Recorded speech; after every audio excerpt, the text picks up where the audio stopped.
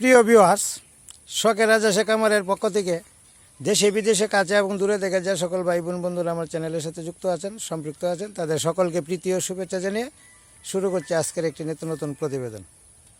আজকের বিষয়টি অতীব গুরুত্বপূর্ণ এবং শখের বসে অনেকেই অনেক কিছু লালন পালন করে। শখ কীরকম আর কীভাবে শখ জাগে, এই বিষয়টা নিয়ে আজকের মূল আলোচ্য বিষয়। যাই হোক প্রিয় ভিউয়ার্স, আমি একজন নতুন উদ্যোক্তা।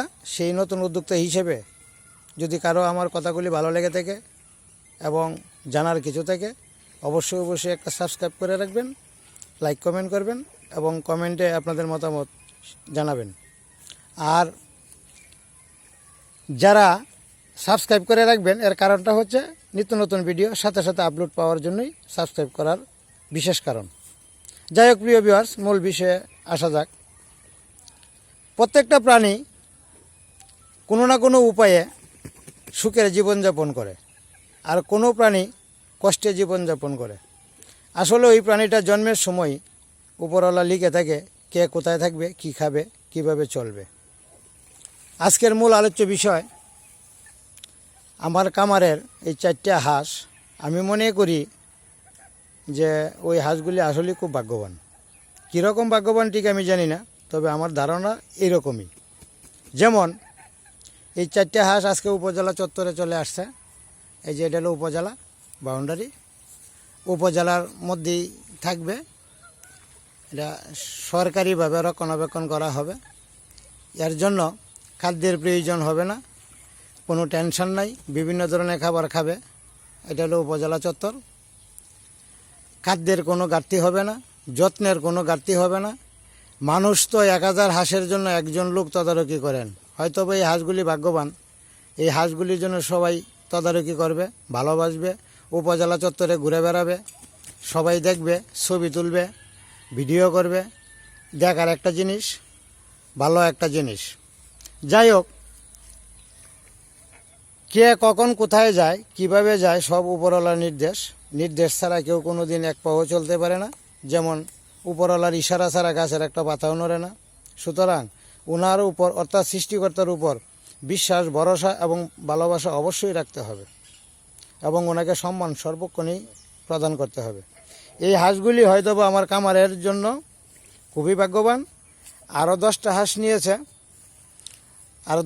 নিয়েছেন। এটা হলো এসিল্যান্ড, কিশোরগঞ্জ। আর এইখানে যে 4টা হাঁস আসছে আমাদের মোহনগঞ্জ উপজেলার সম্মানিত উপজেলা নির্বাহী কর্মকর্তা মহোদয়, উনি নিজেই শখ করে আনছেন লালন পালন করার জন্য। এইগুলি এখানে থাকবে, মুক্তভাবে চলবে, খাদ্যের কোনো অভাব নেই। দেখেন এই যে পর্যাপ্ত পরিমাণে সবুজ ঘাস, এই যে উপজেলা বাউন্ডারির ভিতরে যে সবুজ ঘাস আছে, ওইটা প্রতিনিয়ত 5 বছরও যদি এই হাঁসগুলি খায়, এরপরেও খাবার শেষ হবে না। আর দানাদার খাদ্য আর অন্যান্য খাদ্য যেগুলো আছে হাঁসের, ভুট্টাই বলেন, গমই বলেন, জবই বলেন, সবগুলি খাদ্য পর্যাপ্ত পরিমাণে পাবে। এইখানে খাদ্যের কোনো ঘাটতি হবে না, যত্নের কোনো ঘাটতি হবে না, থাকার ব্যবস্থার কোনো সমস্যা হবে না। এই হচ্ছে ভাগ্য। আসলেই কে কখন কোথায় কোন সময় কোথায় যায় কেউ বলতে পারে না। তো এই বিষয়টাই চিন্তা করতেছি আর ভাবতেছি, হয়তোবা আমি শখের বসে পালি রাজহাঁস। অনেকেই অনেক কথা বলে এবং আমি শুনে থাকি। কারণ গতকালকে একজন আমাকে বলেছে যে আপনি মাস্টারি চাকরি করেন কিন্তু রাজহাঁস পালেন কেন। কিন্তু ওনাকে আমি বুঝাইতে পারি নাই, আমি আসলেই অক্ষম, যে আমি আসলে অর্থের জন্য বা লোভ লালসার জন্য বা খাওয়ার জন্য আমি এইগুলি লালন পালন করিনি। এটা একটা নেশা বা শখ। অনেকেরই অনেক নেশা থাকে, কারো মদের নেশা, কারো জোয়ান নেশা, কারো নারীর নেশা, কারো টাকার নেশা, কারো অর্থের নেশা। যে নেশাই থাকুক না কেন, মানুষ একটা নেশা নিয়েই বেঁচে থাকে।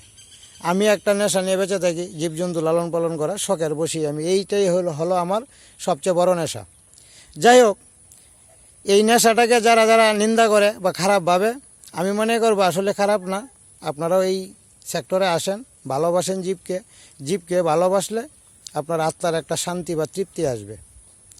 তো ভালোবাসা আসলে অনেক রকমের হয়, জানি না কার ভালোবাসা কীরকম, কিন্তু আমার ভালোবাসা আসলেই জীবজন্তুর সাথে বা পশু পাখির সাথেই প্রতিনিয়ত বিরাজিত।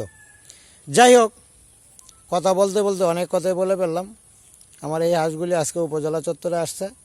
আমি আসলে আজকে খুব আনন্দিত এবং খুব খুশি, কারণ ওরা প্রচুর পরিমাণে যত্নে থাকবে। আমি যতটুকু যত্ন করতে পারি নাই তার চেয়েও 1000 গুণ বেশি যত্নে পরম সুখে থাকবে এই হাঁসগুলি এখানে। আর অনেক মানুষ উপজেলা চত্বরে আসবে, ভিডিও করবে, দেখবে, ছবি তুলবে। হয়তো বা আমার পানির অভাবে হাঁসের স্বাস্থ্যটা একটু দেখা যায়, কালারটা একটু অন্যরকম দেখা যায়, কারণ এই বছর পানি শূন্য। আর আমার হাঁসটা যেখানে থেকে বেশি পরিমাণ। প্রিয় ভিউয়ার্স, আপনারা সকলেই জানেন আমার 416টা হাঁস এখনও বর্তমান চলমান আছে। আজকে 4টা চলে আসছে, তার মানে 412টা হাঁস এখনও বর্তমান আছে। এদের যে পানির প্রয়োজন, যতটুকু পানির প্রয়োজন অতটুকু পানি আমি দিতে পারি নাই, কারণ আমার হাঁসটা যে জায়গায় আছে ওই জায়গায় পানি স্বল্পতা একটু বেশি। পানি স্বল্পতা থাকার কারণেই গায়ের রং একটু গোলাটে দেখা যায়। আর খাদ্যের পরিমাণেও আমরা যে বেশি বেশি হাঁস লালন পালন করি, অনেক সময় পরিমাণ মতো পরিমিত খাদ্য দিতে পারি নাই। কিন্তু এই হাঁসগুলি আসলে খুব ভাগ্যবান, শৌখিন। ওরা আসলে খুব সুখে থাকবে। ওরা সুখে থাক, ভালো থাক, এটা আমি সর্বক্ষণই দোয়া করি। আপনারাও যারা আমার ভিডিওগুলি দেখতেছেন তারা অবশ্যই অবশ্যই আমার খামারের হাঁসগুলির জন্য এবং এই যে 4টে হাঁস আছে ওদের জন্য অবশ্যই দোয়া করবেন, সুস্থ সবল নিরোগভাবে যেন জীবনযাপন করতে পারে। আর একটা সুখবর হচ্ছে, এই 4টে হাঁসের মধ্যে এই যে একটা সাদা হাঁস আছে, এই যে সাদা হাঁসটা দেখা যায়, এই যে সাদা হাঁসটা, এই সাদা হাঁসটা হয়তো বা 15-20 দিনের ভিতরে ডিমে চলে আসবে।